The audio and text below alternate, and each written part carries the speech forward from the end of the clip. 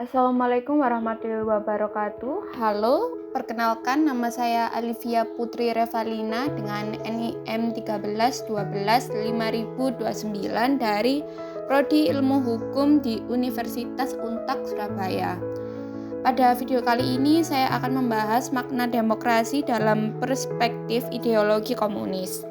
Pembahasan kali ini bersifat akademik dan konseptual, bertujuan untuk memahami perbedaan dan pemaknaan demokrasi dalam berbagai ideologi, bukan sebagai bentuk dukungan terhadap komunisme.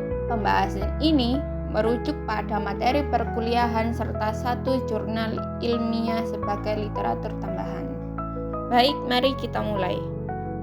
Pertama, kita mulai dari bagian pendahuluan, rakyat sebagai pemegang kedaulatan. Demokrasi adalah sistem yang menempatkan rakyat di posisi tertinggi sebagai pemegang kedaulatan, di mana setiap ideologi memiliki interpretasi yang berbeda terhadap konsep demokrasi dan perannya dalam masyarakat. Pengertian demokrasi, memahami konsep dasar demokrasi. Asal kata demokrasi berasal dari demos yang berarti rakyat dan kratos yang berarti kekuasaan, menggambarkan kekuasaan yang seharusnya berada di tangan rakyat. Yang kedua, definisi demokrasi. Demokrasi berarti bahwa kekuasaan politik dan keputusan penting berlandaskan pada suara dan keinginan rakyat, menciptakan partisipasi aktif dalam pemerintahan. Kemudian tujuan utama demokrasi adalah untuk menciptakan keadilan dan kesempatan partisipasi politik yang luas, menjamin bahwa setiap suara dihargai dan dipertimbangkan dalam pengambilan keputusan. Sekilas ideologi komunis, memahami prinsip dasar dan tujuan ideologi. 1. Kepemilikan bersama. Ideologi komunis menekankan kepemilikan bersama atas alat produksi yang bertujuan untuk menghapuskan kepemilikan pribadi yang dianggap sebagai sumber ketimpangan sosial.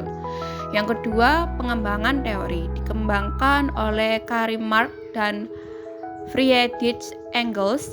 Ideologi ini mengusulkan sistem di mana produksi dan distribusi dilakukan secara kolektif demi menjaga kesejahteraan bersama. Dan yang ketiga yaitu tujuan utama, bertujuan menghapus ketimpangan dan sistem kelas sosial. Komunis meyakini bahwa hanya dengan kesetaraan ekonomi, keadilan sosial dapat tercapai bagi seluruh rakyat. Demokrasi dalam ideologi komunis, pemaknaan terbatas dan kolektif. Dalam ideologi komunis, demokrasi tidak dimaknai sebagai kebebasan politik luas, melainkan sebagai alat untuk memperjuangkan kepentingan kelas pekerja dan mencapai kesetaraan sosial ekonomi. Demokrasi proletariat, kekuatan kelas pekerja dalam perubahan. Kekuatan dalam demokrasi proletariat berada di tangan kelas pekerja yang bertujuan untuk memberikan suara kepada mereka yang selama ini terpinggirkan dalam suatu struktur sosial. Kemudian alat perubahan negara berfungsi sebagai alat untuk perubahan sosial, memastikan bahwa keputusan politik mencerminkan kepentingan kelas pekerja bukan hanya kepentingan elit yang berkuasa. Lalu penghapusan penindasan, tujuan utamanya adalah untuk menghapus penindasan dan dominasi kelas, menciptakan masyarakat yang lebih adil di mana setiap individu mendapatkan hak dan kesempatan yang sama. Pandangan rakyat. Kekuatan utama dalam perubahan. Yang pertama, kekuatan perubahan. Rakyat diposisikan sebagai agen transformasi dalam ideologi komunis, menggerakkan perubahan sosial dan politik serta memegang peranan penting dalam bentuk keputusan kolektif. Kepentingan rakyat. Demokrasi dalam konteks ini diarahkan untuk memenuhi kebutuhan rakyat pekerja, memastikan bahwa suara mereka didengarkan dan dijadikan dasar dalam pengambilan keputusan. Yang terakhir yaitu tujuan kolektif. Negara di dalam ideologi komunis dikendalikan untuk mencapai tujuan kolektif, menghapuskan penindasan serta mengutamakan kesejahteraan bersama di atas kepentingan individu. Perbedaan demokrasi, konsep dalam perspektif ideologi. Pertama, kebebasan individu, yakni demokrasi liberal menekankan kebebasan individu sebagai inti dari partisipasi politik yang memberikan ruang bagi hak-hak pribadi dan kebebasan berbicara dalam masyarakat yang demokratis. Yang kedua, yaitu kesetaraan sosial ekonomi. Dalam demokrasi komunis, fokus utamanya adalah kesetaraan sosial ekonomi, berusaha menghilangkan ketidakadilan yang dihasilkan dari sistem kelas dan memastikan akses sumber daya bagi semua. Dan yang ketiga ialah kebebasan terbatas. Kebebasan politik dalam komunisme bersifat terbatas dengan kontrol negara yang ketat terhadap aktivitas politik untuk menjaga stabilitas dan membangun kesadaran kolektif di antara rakyat. Kritik terhadap demokrasi komunis. Potensi kekuasaan terpusat dalam sistem demokrasi komunis seringkali berpotensi melahirkan kekuasaan terpusat yang mengurangi partisipasi politik rakyat, di mana suara individu dapat terabaikan dalam proses pengambilan keputusan kolektif. Kemudian, demokrasi sebagai kajian, memahami demokrasi dalam konteks politik, teori politik. Demokrasi komunis dipelajari sebagai teori politik yang penting, membantu memahami ideologi dan sistem pemerintahan yang berada di dunia saat ini. Yang kedua, perbandingan sistem analisis demokrasi komunis digunakan sebagai bahan perbandingan untuk sistem demokrasi lainnya, yang memberikan wawasan mendalam tentang kelebihan dan kekurangan masing-masing. Kemudian, tidak mendukung kajian ini dimaksudkan sebagai dukungan ideologis, melainkan untuk mendorong pemahaman kritis tentang berbagai interpretasi demokrasi dalam konteks sejarah dan sosial. Relevansi bagi mahasiswa hukum, memahami demokrasi dalam perspektif hukum.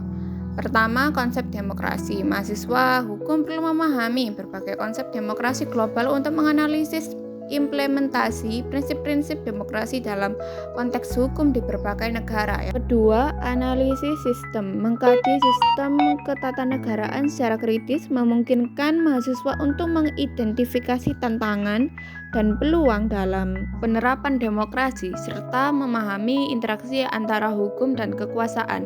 Kemudian yang ketiga ialah wawasan teori. Memperluas wawasan tentang teori hukum dan politik, memberikan mahasiswa perspektif dalam mengenai peran demokrasi serta bagaimana ideologi mempengaruhi pengambilan keputusan dalam kebijakan publik. Kesimpulannya, fokus kepada kekuasaan rakyat pekerja. Demokrasi dalam ideologi komunis menekankan peran penting rakyat pekerja sebagai pemegang kekuasaan, berbeda dengan konsep demokrasi liberal yang lebih menekankan kebebasan individu dan partisipasi politik. Pembahasan ini merujuk pada materi pertemuan 15, yaitu menempuh jalan rakyat sebagai sumber utama dalam memahami konsep demokrasi rakyat. Buku karya D.N. Aidit ini memberikan pemahaman mendalam tentang ideologi komunis dan bagaimana konsep demokrasi diterapkan dalam konteks perjuangan rakyat, menjadikannya referensi penting dalam studi politik. Rangkuman dan poin penting memahami demokrasi dalam konteks komunis. Dalam presentasi ini kita telah membahas pemaknaan demokrasi dalam ideologi komunis, menekankan bahwa perbedaan utama dengan demokrasi liberal dan pentingnya perspektif kritis dalam memahami konsep ini. Demikian pembahasan mengenai makna demokrasi dalam kajian perspektif ideologi komunis.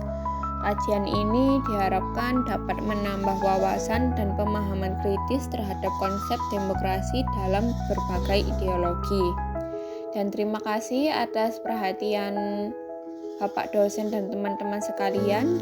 Dan mohon maaf apabila ada salah kata.